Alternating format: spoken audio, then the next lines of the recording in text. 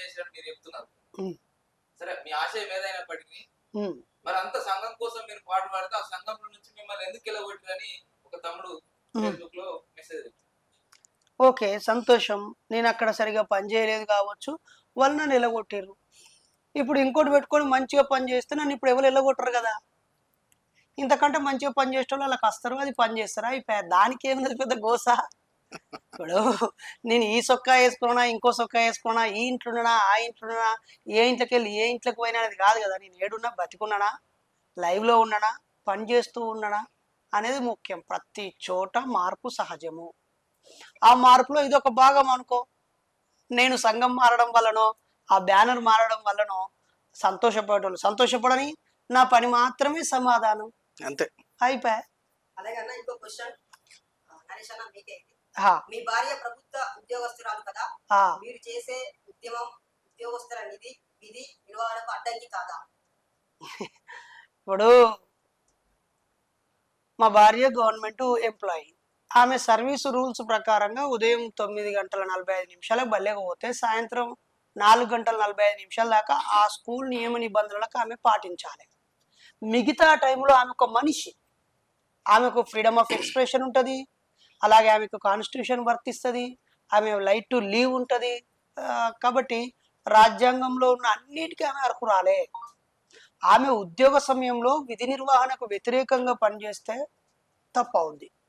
ఆ తర్వాత ఆమె ఉద్యోగం కాకుండా బయటి సమయంలో కూడా తానున్న గౌరవప్రదమైన ఉపాధ్యాయ వృత్తికి కలంకం తెచ్చేలాగా అశాస్త్రీయతను పెంచి పోషిస్తే తప్పు, అజ్ఞానాన్ని పెంచి పోషిస్తే తప్పు, కులమత వైషమ్యాలను ఉద్రేకాలని రెచ్చగొడితే తప్పు, ఇంకేదైనా నైతిక విలువలను పతనమైపోయి ప్రవర్తించినా జీవించినా తప్పు.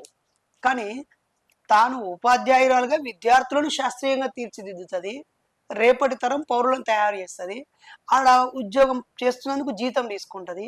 ఇంకా బయటకు వచ్చి ఆ ఉద్యోగాన్నే ఉద్యమంగా చేస్తున్నది కదా. ఇక్కడేం డబ్బులు ఏమి ఇవ్వట్లేరు కదా. ఇంకా సంపాదించే సాలీలో సగం డబ్బు ఖర్చు పెట్టి బాల్య వివాహాలు అద్దని ప్రచారం చేస్తున్నది.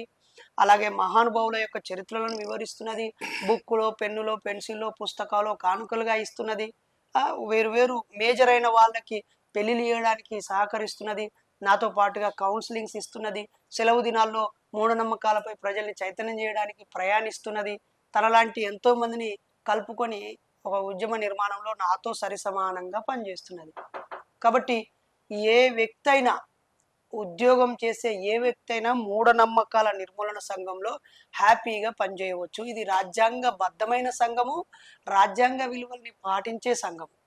ఎక్కడ చట్టానికి వ్యతిరేకంగా కానీ, ప్రజల జీవితానికి విరుద్ధంగా కానీ, అశాంతిని నెలకొల్పేది కానీ, శాంతి భద్రతలను దెబ్బతీసేది కానీ, ఉద్యోగానికి ఇబ్బంది కలిగే ఏ పని ఉండదు. దీంట్లో హాయిగా న్యాయమూర్తులు చేరవచ్చు, పోలీస్ అధికారులు చేరవచ్చు, అలాగే రకరకాల ఉద్యోగాల్లో ఉన్న వాళ్ళందరూ చేయొచ్చు.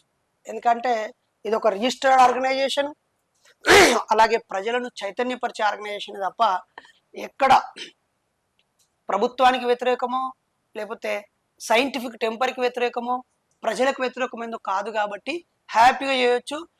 ఇప్పుడు మా సంఘంలో అనేక మంది ఉద్యోగస్తులు వాళ్ళ వాళ్ళ జిల్లాలో బాధ్యతలు తీసుకొని పనిచేస్తున్నారు. రానున్న రోజుల్లో ఇంకా ఇంకా చేస్తారు.